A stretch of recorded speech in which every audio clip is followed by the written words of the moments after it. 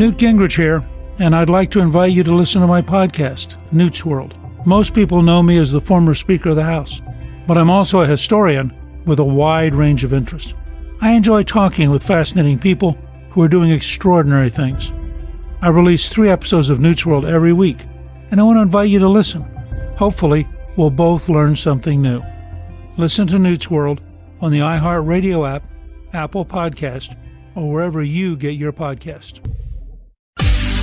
All right, glad you're with us. 800-941-SEAN if you want to be a part of the program. So glad you could be here. We welcome back to the program Congressman Jim Jordan, the great state of Ohio. Mr. Jordan, sir, how are you? I'm fine, Sean. How are you doing today? I'm good. Well, so where do you think we are in the House? I've heard anywhere from 16 to 20 net. What do you have? Yeah, we're going to win the House. You can feel that. You look at some of the Arizona numbers. Eli Crane was just declared a winner out there. Great candidate, going to be a great member. We're going to win some of those seats that we were down in early. So I think we're going to have the majority in the House, and I think, frankly, we're going to get the majority in the Senate. And I learned a long time ago, winning beats losing. So this is while we had hoped. You think? Yeah. You think winning beats losing? I don't know. Maybe that's. Every single time it's better to win, and it looks like we're going to win both. So, the Democrats can say what they want, but I think that it's going to wind up being good for the country because we're going to be able to put the brakes on the craziness from Joe Biden and the Democrats. So here's the information I've got on the Senate that I can pass on to you. The Maricopa officials have come out and They still have not counted. And by the way, this is such a disgrace for the American people. It's so unfair to every state that, like your state of Ohio, that you get the results night of, and Florida, and 46 at least of the other states that can get their elections done that night or the next morning, like Ron Johnson won in Wisconsin, which was good news today. And Herschel, now it's official, he's in a runoff against Raphael Warnock, a very tight race. And I think that's a winnable race for Herschel. I hope every Republican in Georgia goes all in. This is a very important race. But anyway, I found out that the outstanding votes in Nevada, there's not enough out there, especially in Clark County, which is the Vegas area, which is heavily Democrat, for, in fact, Black Salt to lose that race. Yeah, and right. So, and then Blake Masters, I mean, look, Kari Lake is only down 12,000 based on, 275,000 day of ballots not counted. And the weekend before, another 125,000 and another 17,000 in some of the more rural areas. All 3 of those categories will go heavily Republican if history is any indicator. And then as many as 100,000 or more, in Pima and other rural areas. I mean, this is insanity. They can't even give you an exact number, but we are learning that in Nevada, that Black Salt, there's not enough votes out there for the Democrat to win, and that Masters might even have a shot. He's down by 90,000, and you got 600,000 votes outstanding that look heavily Republican. He might have a shot to come back. Yeah, no, it keeps getting better as the day goes on for Republicans. And I'm like you, like I remember when, we're about the same age, Sean. We remember when you get to all the results, every state on election night or the next morning, as you indicated. Now with all this advanced technology, why does it take days and days for some of these places? If it's frustrating for you and I who live this stuff every day, imagine for all the American people, like, well, what is going on? It's ridiculous. But the good news is we are going to, I think, have control of both the House and the Senate. And that's going to help us stop the craziness from Joe Biden. And, of course, just as importantly, it gives us the ability to do the investigations that need done so the country, so we the people can get the facts on what our government's been up to. And in our situation, specifically the Justice Department, we issued a 1,000-page report last week that highlights all the politics and all the shenanigans going on over there. So we want to get to the bottom of all that as well. Well, let me ask you this question. As I try to explain to people, I thought people's expectations, I don't know if you followed a lot of my coverage leading up to on TV or radio. Yes, sure did. Yeah. Okay, so I'm looking at candidates, 3 in particular, the most radical. People like Raphael Warnock, cash bail, no fossil fuels, CRT in schools. People have to repent for their whiteness. admirer of Farrakhan and Jeremiah Wright and Fidel Castro. I mean, really radical. People seem to ignore that. Fetterman, another example. Yeah. Legalized drugs, safe heroin injection sites paid for by taxpayers, no limits on abortion, moratorium on fracking, release as many convicted murderers as I can, and open up the prisons and let a third to half the prison population free. Sanctuary cities and states all over Pennsylvania. He wants that. The shotgun incident we talked ad nauseum about. The same with Mandela Barnes, and it was a close race for Ron Johnson. And I'm looking at this and I'm coming to the conclusion that Democrats didn't care. If you had a D next to your name and a pulse, they were going to vote for you because they knew you'd be a rubber stamp. Am I wrong? Well, and also you got the corporate media, the mainstream media out there going along, just an extension and arm of the Democrat Party, saying all kinds of things, repeating all the false statements made about Republicans and championing the Democrats' message. So that's difficult too. Now, a lot of Americans listen to folks like you, Sean, and they get the truth and the facts, but the mainstream press certainly doesn't do that. So I think you put that all together. That's why some of these races were so close. But the end, it's about winning. And Ron Johnson is going to win, and he's a great member of the Senate. You know that. This guy is a fighter. I'm so glad he's coming back. It looks like J.D. Vance won in Ohio. We know that. It looks like Herschel's going to be in the runoff. I think he's going to win. We're all going to go to. I was in Georgia 2 years ago. We spent December in Georgia, right? So I think we're going to be doing the same thing to do everything we can to make sure he wins. That's just where it is. We know the left's against us. I always say the left controls everything: the big tech, big media, big sports, big corporations, the higher education. They control Hollywood, the House, the Senate, and the White House. But they don't control we the people. And in spite of all that, the left control that. We the people spoke yesterday, and I think they're going to give the House and the Senate to Republicans. Well, I think so too. But this gives us now an opportunity. If we can get the Senate along with the House, that would give Republicans an opportunity to dig into the Hunter Biden laptop. That would give us an opportunity to look at, these whistleblowers in the Department of Justice and the FBI and that are claiming the FBI has been politicized. What have you learned so far about that part? We issued that report last week. The press went after us, the mainstream press, because it was, we got 14 whistleblowers, FBI agents who've come and talked to us and told us how bad it's gotten. One whistleblower said this, Sean. I want you to just think about the terms he used, the language he used. He said the hierarchy, the Washington field office, the hierarchy of the FBI is, quote, rotted to the core. And this is not the agents. You talk about the agents. I talk about the agents. The rank and file agents are good men and women. But the people at the top, specifically the Washington field office, totally driven by politics. And we live, as you know, in the greatest country in history. Greatest country ever, but we are not America if you have a Justice Department that doesn't treat people equally under the law, and that is exactly the situation we have now. So one of the key things for us being in the majority is the ability to further the investigation we've already done and actually call in witnesses, call in people, and get to all the facts. Now, we can't ultimately hold them accountable, but by pointing out the facts, you begin to hold people accountable because now the nation, the country, the people know what's going on, and that will also factor into the decision that we're going to make in 2 years of who's going to be our next president. Let's talk a little bit about where we think that this, what do we take out of this election from your point of view? If people are just so locked into partisanship to the extent that they are. Now, I think you're right. I think the media is complicit. It's the biggest donation they give Democrats. They allow somebody like Fetterman to go unchecked, unquestioned, hide in the basement the entire campaign, barely survive a 1 hour debate after voting had taken place for over, 5-6 weeks, whatever it happened to be, at the very end of the election. If the media doesn't vet, and people in Wisconsin, they would never support the insanity of Mandela Barnes. People, right. If they really knew Raphael Warnock, only we found this out. It never even came up in the election runoff against Kelly Loeffler. It's to me, it's nuts. Yeah.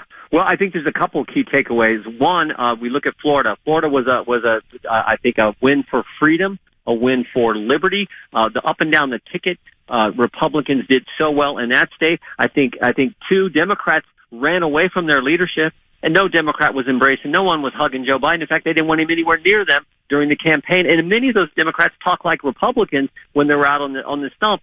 So I think those are a couple takeaways. And then third, never underestimate the importance of the candidate themselves and their work ethic. And let me give you a great example. Scott Perry, chairman of the Freedom Caucus, was attacked unmercilessly by the left. They called him everything. The FBI took his phone. He's in a swing district, but he busted his tail.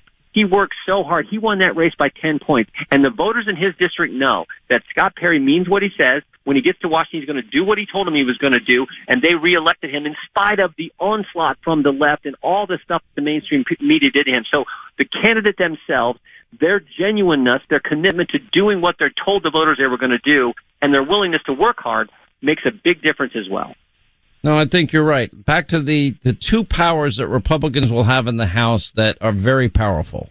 One is the power of subpoena. We talked about that. That would include the Hunter Biden laptop, the implication of his father, Joe, the origins of COVID-19, politicizing the FBI, weaponizing the DOJ, all under investigation, and whistleblowers that hopefully the country will get to hear from. And learn a lot about what's been going on, and I think a lot that's been covered up over the last number of years. But then it's also the power of the purse. No president can spend a penny without the approval of Congress. Now, that's going to get to some very dicey times where a small majority of Republicans in the House and hopefully the Senate are going to have to stand strong and not give in to, you're shutting down the government, you're stealing Grandma's Social Security, even though Grandma will get her Social Security.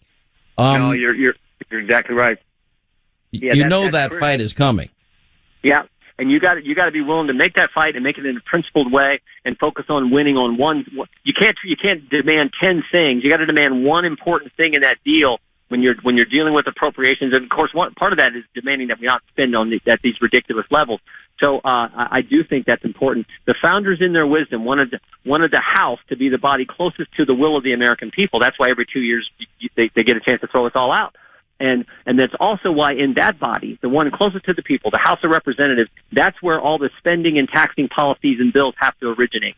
So we got to focus on spending, but we also got to focus on making sure on those important bills that we're doing what needs to be done on energy, what needs to be done to secure our border, what needs to be done on holding big tech accountable for their censorship and attack on conservatives up and down the line. Making sure we're speaking up for moms and dads, because Democrats have taken the position that they think government is smarter when it comes to the education of your children. And Republicans say, no, we actually think it's moms and dads. We actually think it's parents. After all, they know their kid's name, for goodness sake. So all those issues, we have to show a clear difference, and that will actually help frame up the presidential contest in 2 years as well. This is going to have to cause Republicans to unite. Republicans tend to create circular firing squads. Will the Freedom Caucus get along with the establishment wing of the Republican Party? Is everybody going to play nice in the sandbox, or are you all going to kill each other? We've been united over the last 4 years. You saw it. I used this example, Sean, and you know, because you were right in the middle of this as well. But when the Democrats did their crazy impeachment back in 2019, the conventional wisdom was that, Republicans, all the Democrats are going to vote to impeach. A bunch of Republicans are going to join them. But after 4 months of fighting the fight and pointing out the facts, every single Republican voted not to impeach President Trump. Several Democrats joined us. One switched parties and is now a member of our conference, good member, who won re-election last night with 60-some% of the vote, Jeff Van Drew from New Jersey. So you're right. That's how we have to be united in fighting for the things we told the American people we were going to fight for. I think you're going to be probably the bridge to the more conservative American First movement and any establishment people that are there, and they're just going to have to do the hard work that maybe they would have shied away from otherwise. This may end up being a good thing in the end. Jim Jordan, Ohio, congrats, and look forward to following up on a lot of these things that have gone under the radar that now will be front and center for the country. Thank you, sir. Newt Gingrich here, and I'd like to invite you to listen to my podcast, Newt's World. Most people know me as the former Speaker of the House, but I'm also a historian with a wide range of interests. I enjoy talking with fascinating people across a variety of topics. On Newt's World, we've had some extraordinary guests join us, like former Secretary of State Henry Kissinger. Ending the war in Vietnam was a necessity in order to help heal the divisions in the country. John Clifton, the CEO of Gallup. The world has been winning the war against hunger for 4 decades. In 2014, it switched. We have a serious hunger crisis. And House Republican leader Kevin McCarthy. What I've really found the Republican Party to be, it's the party of the people, the working people of America. I release 3 episodes of Newt's World podcast every week, and I hope you'll find my conversations engaging and informative, and hopefully we'll both learn something new. Listen to Newt's World on the iHeartRadio app, Apple Podcast, or wherever you get your podcast. Newt Gingrich here, and I'd like to invite you to listen to my podcast, Newt's World. Most people know me as the former Speaker of the House, but I'm also a historian with a wide range of interests. I enjoy talking with fascinating people across a variety of topics.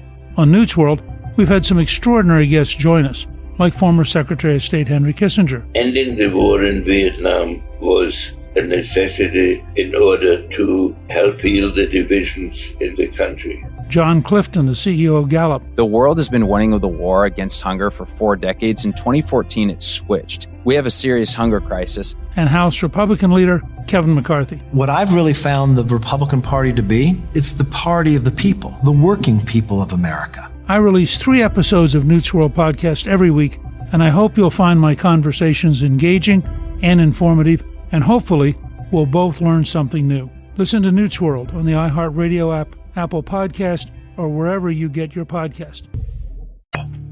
Oh, Joe Biden, he's come a long way. He went from this notion that democracy is in peril and Republicans are going to take your Social Security and Medicare and your veterans benefits. And now he's saying he now has invited, let's see, what did it just break on someplace?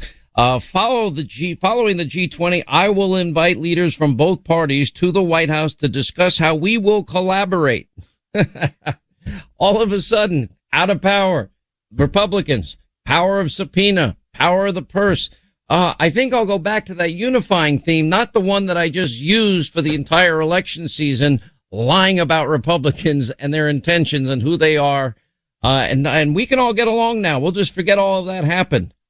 If you look at the polls, I don't look at them much anymore because I'm not quite sure how to read them anymore. He actually said that today, too.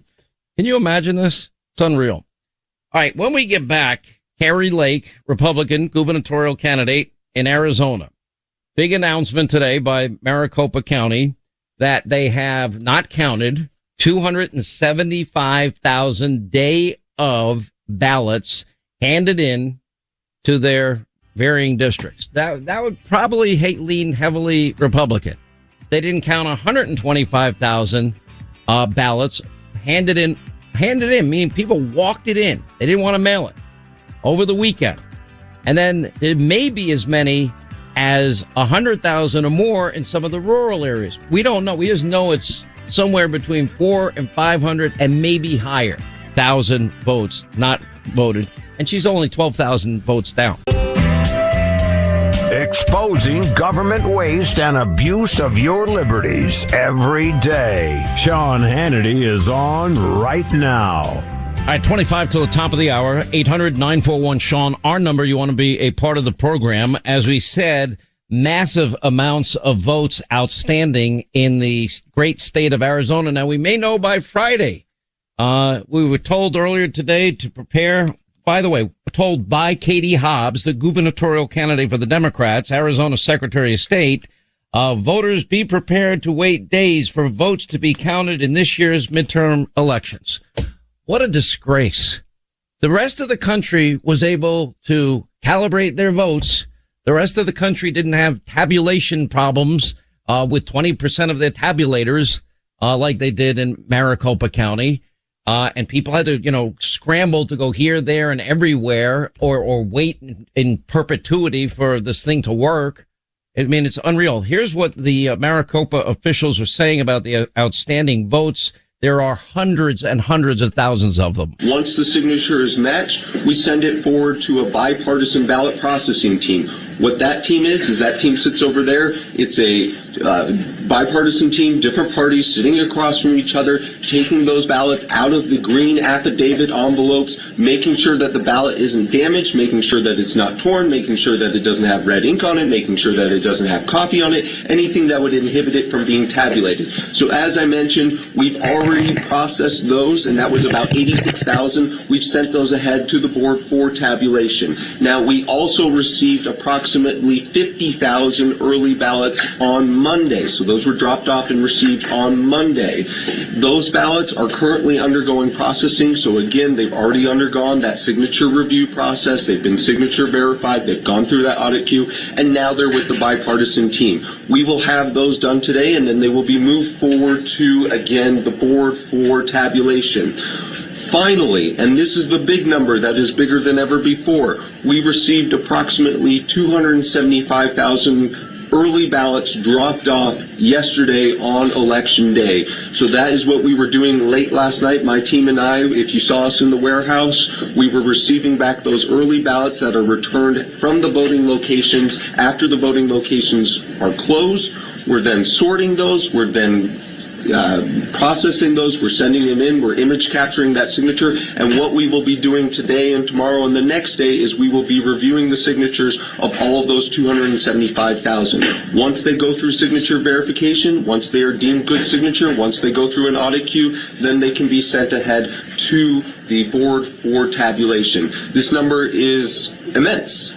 And it's a conversation that probably Arizona needs to have in terms of public policy, because this is a number that keeps on growing. It's in many ways, it's wonderful. Arizonans appreciate the ease of the voting process, and that you can just take your early ballot and drop it off on Election Day. But it does inhibit us from having a higher percentage of returns available within the first 24, 48 hours. But it is important that we do signature verify all of those, because it is how we confirm your identity. In the November 2020 election, which of course I was not here for, but I can still pull statistics from, there were about 170,000 early ballots that were dropped off on Election Day, November 3rd, 2020. So obviously, in just the span of 2 years, despite my best efforts, over 100,000 additional people returned ballots just by dropping off an early ballot on Election Day. All right, joining us now is Republican gubernatorial candidate Kari Lake. The latest ballots that I saw, the latest numbers I saw, was that you were only down 12,000. It was 50% to 50%. And why don't you explain your interpretation of what the Maricopa officials are saying? How many ballots do you believe are now outstanding? Because we didn't get a definitive number. Well, we believe there are 600 to 800,000 left to count. And these are people who are our voters. How convenient that they haven't been thrown into the mix yet. 275,000 mail-in ballots were dropped off on Election Day. I'm going to let your audience guess what kind of a voter dropped off their mail-in ballot on Election Day. It's pretty obvious. People who don't trust the drop boxes, who don't trust the system, and who don't trust the mail. And those are probably the vast majority. I would venture to guess 80%, maybe even more, are our voters. So we're going to get the majority of that. We also have most of those votes, the hundreds of thousands that haven't been counted, were the day of voters. These are people who I think they said over 275,000 day of votes, and then weekend before votes, which I would argue likely favor people like yourself, Republicans, and people like Blake Masters. What do you think that roughly the number realistically is? Because we add up what they're saying at 412,000-ish, but maybe more. That's what they said. Well, we have a clear runway here to victory with all those votes left to count. Hobbs needed to win mail-in votes by more. She didn't. And now we're seeing even more mail-in. They had more people show up on Election Day to vote than did in 2020. We had huge numbers of our voters show up to vote, and most of them haven't been counted yet. So we know that of these hundreds of thousands left to count, they're going to go our way in big numbers. And we're only down by 12,000. So it's not as of right now. Well, what the hell happened last night? So I'm watching last night, and I'm looking at these numbers, and I'm like, they're not making sense. You're down by 12, 14 points. I'm like, there's no way. It's impossible. And I'm waiting, and then all of a sudden I keep hitting refresh, and it doesn't move for hours. We're stuck at 52%, I think it was at the time. And now we have all of these other outstanding votes. We don't even have an exact vote total. What do you think in terms of, let's break it down, day of voting, how many votes do you think are outstanding, yet to be counted? How many votes from the weekend before that were dropped off by people that, yes, you're right, don't have faith in the system, in all likelihood? Here. We have 275,000 mail-in ballots that were dropped off on Election Day. Those are our votes. We had 125,000 that were dropped off in the weekend before. Now, those could go either way, but I think they're probably more likely to go our way, to be honest. And then we had 17,000 that showed up, and the machines weren't working. They decided to vote anyway and had to put their ballot in that door 3. And I'm guessing that those were also going to go heavy Republican, because that tended to happen in Republican areas. If you look at the neighborhoods, Anthem, Arcadia, East Mesa, these are heavy Republican areas. So those are most likely going to go our way as well. And now we're hearing there could be a 100,000 or more of people who just showed up and voted that haven't been tallied yet. What do you mean from our people, that 100,000? Where did they come from? Well, we've got 275,000 mail-in ballots dropped off Election Day, 125 that were dropped off the weekend before. That's 400,000. And then we're told there could be 200,000 that just haven't been tallied yet that were Election Day voters. And this is the problem. We don't have specifics, and our election officials are incompetent. They didn't mention that today. Why didn't they mention that today? Thii are votes left. This is Pima and rural areas. That would tend to favor Republicans, correct? Rural areas will favor me heavy. We were looking, when numbers were coming in last night, Sean, in our rural counties, they were going my way between 79 and 89%. Our war room says there's no path to victory for Katie Hobbs to win. And they also believe that all of us, I'm talking about Blake, it's going to be tighter for Blake. I'm talking about Abe and Mark Fincham are going to be victorious. The problem is they're so incompetent, they're dragging their feet in counting, and they're trying to make excuses. We need to reform our elections. The voters deserve better in Arizona. And when I get into office, this will be priority number one, reforming our elections so that we have winners declared on election night, votes tabulated on election night. It can be done, and I think if we had elections that were run fairly like they are in Florida, we would have had a win, and the Republicans would have won with big margins on election night. So let's go to Blake Masters for a second. Now, Blake was kind of always trailing you, and you noticed that, and then you invited him to be a part of a lot of your events, and I think that was extraordinarily generous of you, and I think it's going to be helpful to Blake in the end. He is down now by about 90,000 votes. Based on the numbers you're giving me, he'd have to win about 70% of outstanding votes. Is that about the right math? 70%, yes. And I think we're going to win. I think we're going to win closer to 80% of that vote. That vote I just described, as you know, are going to be hardcore Republican voters who are fed up. And I think Blake is going to win. We were working together yesterday. Blake and I went to a bunch of polling places where the lines were long and encouraged people to stay in line, took pictures with them, talked to voters. These people are true patriotic Americans who are so fed up, and they know that their vote is their voice, and they were willing to stand in line. But I think we lost some people in line. I just talked to a friend who lives up in Anthem, a very Republican part of Maricopa County. He said the line was 2.5 hours all day, and a lot of retirees live up there. It's hard to stand in line when you have health problems for 2.5 hours. I've done meet and greets that last 5-6 hours. My knees and my back are killing me by the end of it, and I'm in pretty good shape. So this is fascinating to me. So this is not over in terms of the Senate race either. And we don't know when we're going to get answers. All we're being told is to prepare for days and days of counting. And I will tell you, it is such a disservice to the people of your state. And it also, Kari, I know you agree with me, a disservice to the rest of the country. 7 states, they get it right. They can count votes. There's still a few outstanding. There's still a few problems in other states. But with all due respect, yours is the worst. And so, and we're still waiting for, did Adam Laxalt win? We know in Georgia, at least today, that they're going to go to a runoff with Herschel Walker. Okay, they made the official announcement.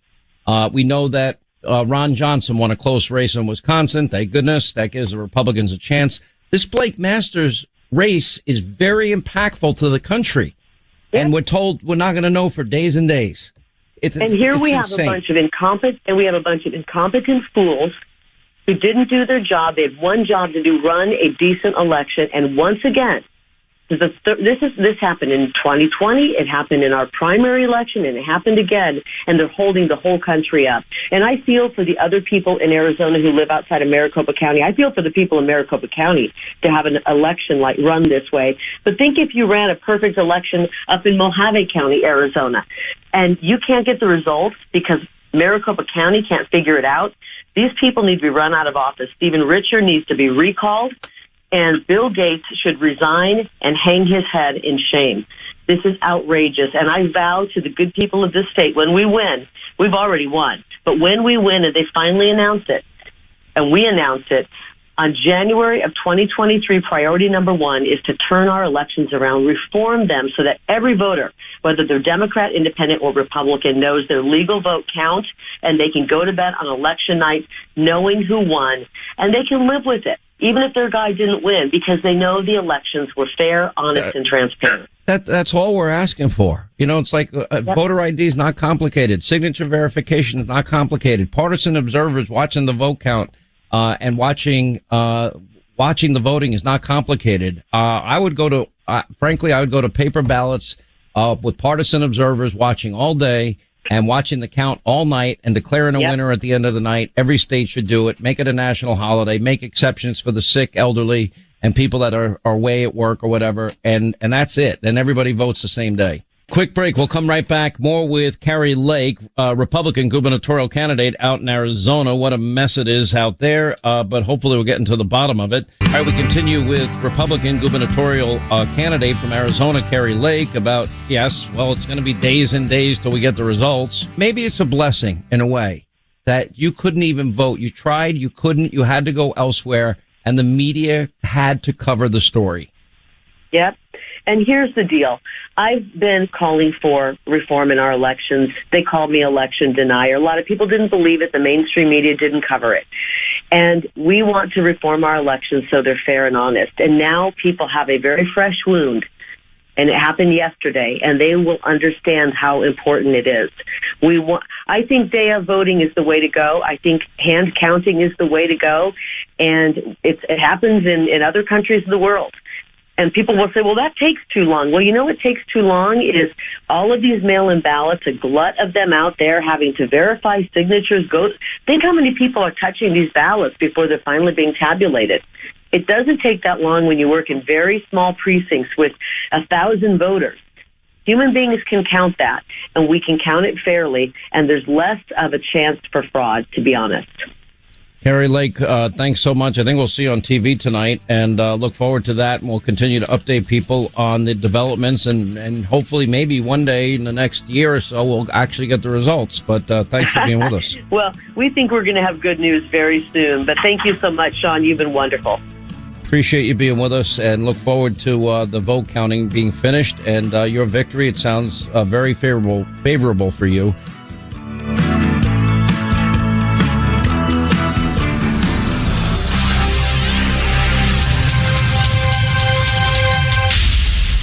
Newt Gingrich here, and I'd like to invite you to listen to my podcast, Newt's World. Most people know me as the former Speaker of the House, but I'm also a historian with a wide range of interests. I enjoy talking with fascinating people who are doing extraordinary things. I release 3 episodes of Newt's World every week, and I want to invite you to listen. Hopefully, we'll both learn something new. Listen to Newt's World on the iHeartRadio app, Apple Podcast, or wherever you get your podcast.